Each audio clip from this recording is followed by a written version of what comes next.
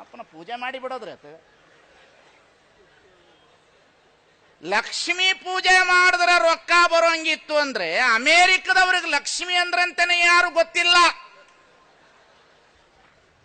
Japan ದೇಶದವ್ರಿಗೆ Lakshmi ಅಂದ್ರೆ ಯಾರು ಗೊತ್ತಿಲ್ಲ. ಎಲ್ಲರೂ ಹೋಗಿ ಅಮೇರಿಕದಲ್ಲಿ ಕೇಳ್ರಿ ಲಕ್ಷ್ಮಿ ಯಾರು ಅಂತ ಗೊತ್ತು. Who is Lakshmi? It is Julie Lakshmi. ಏನ್ ಜಗತ್ತದ ಜನರನ್ನ ನಿಮ್ಮನ್ನ ಹೆಂಗಿಟ್ಟಾರ ಅಂತಂದ್ರೆ ಲಕ್ಷ್ಮೀ ಪೂಜೆ ಮಾಡಿದ್ರೆ ರೊಕ್ಕ ಬರ್ತದಂತ.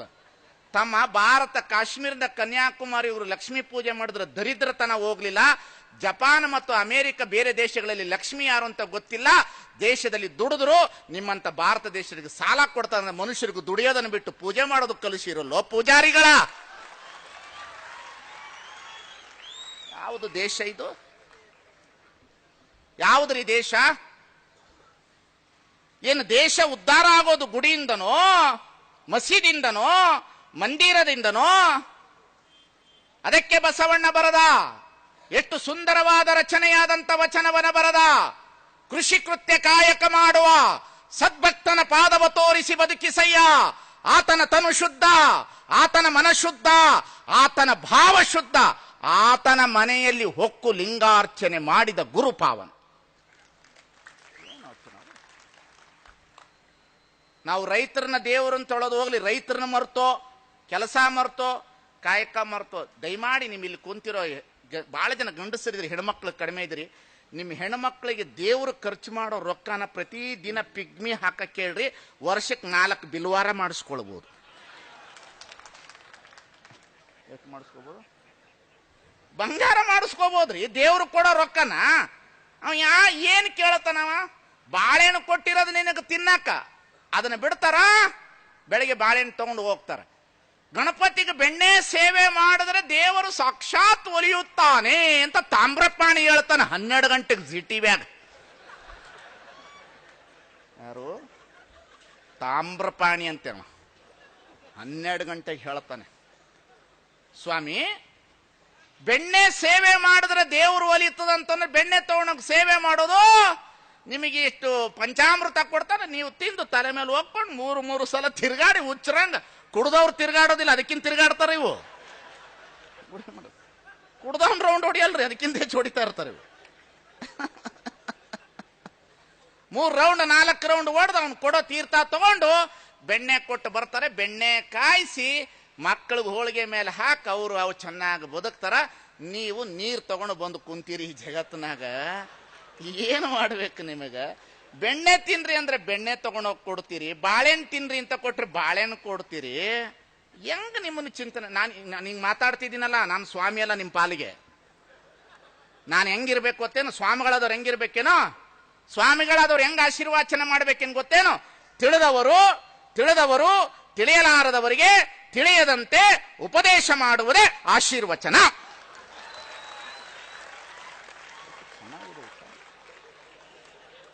ತಿಳಿದವರು ತಿಳಿಯಲಾರದವರಿಗೆ ತಿಳಿಯದಂತೆ ಉಪದೇಶ ಮಾಡುವುದೇ.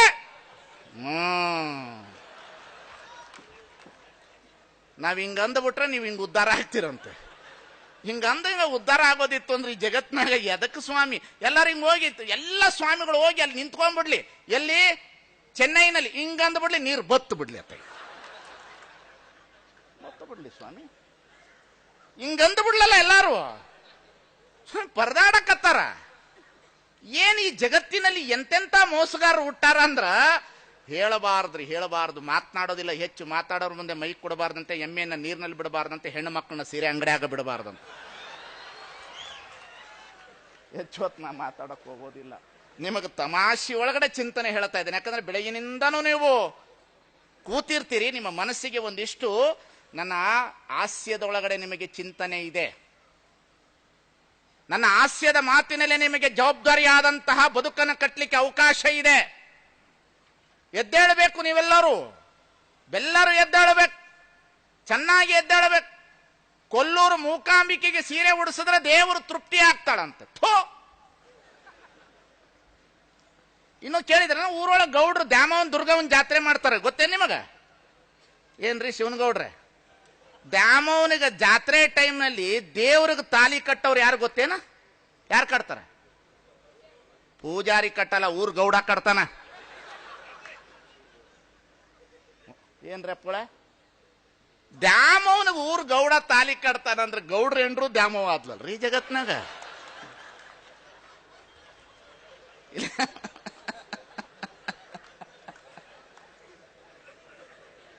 ಗೌಡ್ನ ಹೆಂಡತಿ ದ್ಯಾಮವ್ನು ಆದ್ಲ, ದುರ್ಗವನು ಆದ್ಲ. ಇರ್ಲಿ, ದ್ಯಾಮವ್ನು ಇರ್ಲಿ, ದುರ್ಗವ್ನು ಇರ್ಲಿ, ಕಾಟವನು ಇರ್ಲಿ, ಬೀರವನು ಇರ್ಲಿ, ಅವು ನಮ್ಮ ದೇವ್ರುಗಳು ಅಂತ ಇಟ್ಕೊಬಿಡೋಣ. ಆದ್ರೆ ಈ ದೇವ್ರು ಹಂಚಿದ್ರಲ್ಲ, ಈ ಸ್ವಾಮಿಗಳು, ಈ ಪುರೋಹಿತ ಶಾಹಿಗಳು, ಈ ಪಟ್ಟಭದ್ರ ಹಿತಾಸಕ್ತಿಗಳು. ನಾನೊಂದು ಮೊನ್ನೆ ಒಂದು ಸ್ಟೇಟ್ಮೆಂಟ್ ಕೊಟ್ಟಿದ್ದೆ, ತುಪ್ಪ ತಿಂದವರಿಂದ ದೇಶ ಹಾಳಾಗಿದೆ, ಮಾಂಸ ತಿಂದವರಿಂದ ಈ ದೇಶ ಹಾಳಾಗಿಲ್ಲ ಅಂತ. ಬಹಳ ಜನ ನನ್ನನ್ನು ಹಿಡ್ಕೊಂಡು ಜಗ್ಗಾಡಿದ್ರು ಫೇಸ್ಬುಕ್ನಾಗ, ಒಳ್ಳೆ ಬಬ್ಬಲ್ಗಂಬು ಜಗ್ಗಾಡ್ದಂಗ. ಏನ್ ಹಿಂಗ ಹೇಳಕತ್ತಿದ್ರು, ಅವರು ಹೇಳಕತ್ತಿದ್ರು. ಹೇಳಿರಪ್ಪ, ನಾನಂತೂ ಏನು ಹೇಳಿಲ್ಲ. ಹೌದು, ತುಪ್ಪ ತಿಂದವರಿಂದ ದೇಶ ಹಾಳಾಗಿದೆ, ಮಾಂಸ ತಿಂದವರಿಂದ ಹಾಳಾಗಿಲ್ಲ ಅನ್ನೋದಾದ್ರೆ, ಈ ದೇಶದಲ್ಲಿ ಮಾಂಸ ತಿಂದವರಿಂದ ದೇಶ, ನಾನು ಇಸ್ಲಾಮರನ್ನ ಕುರಿತು ಹೇಳೋದಲ್ಲ, ಈ ದೇಶದಲ್ಲಿ 99% ನಾವೆಲ್ಲರೂ ಮಾಂಸಾಹಾರಿಗಳು. ಈ ದೇಶ ನಮ್ಮಿಂದ ಹಾಳಾಗಿದೆಯೋ ಅಥವಾ ನಿಮ್ಮಂತ ಪಟ್ಟಭದ್ರ ಹಿತಾಸಕ್ತಿಗಳು ಮಡಿವಂತಿಕೆಯಿಂದ ಈ ದೇಶ ಹಾಳಾಗಿದೆಯೋ ಅನ್ನತಕ್ಕಂಥದನ್ನ ಚಿಂತನೆ ಮಾಡಬೇಕಾಗಿರ್ತಕ್ಕಂಥ. ಈ ದೇಶದಲ್ಲಿ ಎಲ್ಲರೂ ಮಾಂಸಾಹಾರಿಗಳು. ಧರ್ಮದಲ್ಲಿ ತಂದ್ರು ಮಾಂಸ ತಿನ್ನಬಾರ್ದು, ಅದನ್ನು ತಿನ್ನಬಾರ್ದು, ಇದನ್ನು ತಿನ್ನಬಾರ್ದು, ಹಂಗ ತಿನ್ನಬಾರ್ದು, ಇದನ್ನು ಮುಟ್ಟಬಾರ್ದು, ಅದನ್ನು ಮುಟ್ಟಬಾರ್ದು. ಇವರಿಗೆ ಗೋವೇ ದೇವರಾದ್ರು. ಯಾರಿಗೆ? ಯಾರಿಗೆ? ಉತ್ತಮರಿಗೆ. ಉತ್ತಮರಿಗೆ ಇವರಿಗೆ ದೇವರು. 10 ದಶಾವತಾರದಲ್ಲಿ ಮತ್ತು ಹಂದಿನೂ ವರಾಹಾವತಾರ ಆಗ್ಯಾನ. ಅದನ್ನ ಯಾಕೆ ವರಾಹ ಯಾಕೆ ದೇವ್ರು ಆಗಬಾರ್ದು? ನಿಮಗೆ ಕಳ್ರು ನೀವು, ಸಂದರ್ಭ ಬಂದಾಗ ಚಾಪೆ ಹಾಸೋರು ನೀವು. ಸಂದರ್ಭ ಬಂದಾಗ ಚಾಪೆ ಹಾಸೋರು. ಅದಕ್ಕಾಗಿ ಬಸವಣ್ಣ ನುಡಿದ, ವಿಪ್ರರು ನುಡಿದಂತೆ ನಡೆಯೋರು, ವಿಪ್ರರು ನುಡಿದಂತೆ ನಡೆಯೋರು, ತಮಗೊಂದು ಬಟ್ಟೆ ಶಾಸ್ತ್ರಕ್ಕೊಂದು ಬಟ್ಟೆ. ವಿಪ್ರರು ನುಡಿದಂತೆ ನಡೆಯೋರು, ತಮಗೊಂದು ಬಟ್ಟೆ ಶಾಸ್ತ್ರಕ್ಕೊಂದು ಬಟ್ಟೆ. ಏನು ಬಸವಣ್ಣ ಎದ್ದು ಬಂದ, ಏನು ಬುದ್ಧ ಎದ್ದು ಬಂದ ಈ ಮಾತನ್ನು ಹೇಳಿದ್ರು, ಅಂಬೇಡ್ಕರ್ ಬಂದು ಹೇಳಿದ್ರು. ಆದರೂ ನಮ್ಮ ಜನ ಎಚ್ಚೆಚ್ಚಲಿಲ್ಲ. ನಮ್ಮ ಜನ ಇವತ್ತಿಗೂ ಗುಡಿಗಳಲ್ಲಿ ನಿಲ್ತಾರೆ. ಅಂಬೇಡ್ಕರ್ ಎಂತಹ ಮಾತನ್ನು ಹೇಳಿ ಹೋದ್ರು ಈ ನಾಡಿನೊಳಗಡೆ. ಈ ದೇಶದ ಹೆಣ್ಣು ಮಕ್ಕಳು, ಈ ದೇಶದ ಹೆಣ್ಣು ಮಕ್ಕಳು ಗುಡಿಗುಂಡಾರದಲ್ಲಿ ನಿಲ್ಲುವ ಕ್ಯೂಗಳಲ್ಲಿ ಕಾಣುವ ಹೆಣ್ಣು ಮಕ್ಕಳು, ಗುಡಿಗುಂಡಾರದಲ್ಲಿ ನಿಂತಿರುವ ಕ್ಯೂವಿನಲ್ಲಿ ನಿಂತಿರುವ ಹೆಣ್ಣು ಮಕ್ಕಳು ಎಂದು ಗ್ರಂಥಾಲಯದಲ್ಲಿ ಕ್ಯೂ ನಿಲ್ಲುತ್ತದೆ, ಅಂದು ಈ ದೇಶ ಉದ್ಧಾರ ಆಗ್ತದೆ ಅನ್ನತಕ್ಕಂಥ ಮಾತನ್ನು ಹೇಳಿ ಹೋದ್ರು ಅಂಬೇಡ್ಕರ್. ಎಲ್ಲಿದ್ದೀವಿ ನಾವು? ಕುಳಿತವರೇ ಎಚ್ಚರವಾಗಿ, ನಂಬಬೇಡ್ರಿ ಇವ್ರನ್ನ ಯಾರನ್ನು. ಮೂಢನಂಬಿಕೆ, ಮೋಸ, ವಂಚನೆ, ಮೈ ಮೇಲೆ ದೇವ್ರು ಅಲ್ರಿ. ಈ ದೇಶದಲ್ಲಿ ಒಂದು ಪ್ರಶ್ನೆ ಕೇಳ್ತೇನೆ ನಾನು. ಉತ್ತಮರ ಹೆಣ್ಣು ಮಕ್ಕಳು ದೇವದಾಸಿಯರಾಗಲಿಲ್ಲ, ಕೆಳವರ್ಗದ ಹೆಣ್ಣು ಮಕ್ಕಳು ಯಾಕೆ ದೇವದಾಸಿಯರಾದ? ಯಾಕೆ ಉತ್ತಮರ ಹೆಣ್ಣು ಮಕ್ಕಳು ದೇವದಾಸಿಯರಾಗಲಿಲ್ಲ ಈ ದೇಶದೊಳಗಡೆ? ಯಾಕೆ ಕೆಳವರ್ಗದವ್ರನ್ನೇ ಪಡ್ಲಿಗೆ ಕೊಟ್ರಿ ನೀವು?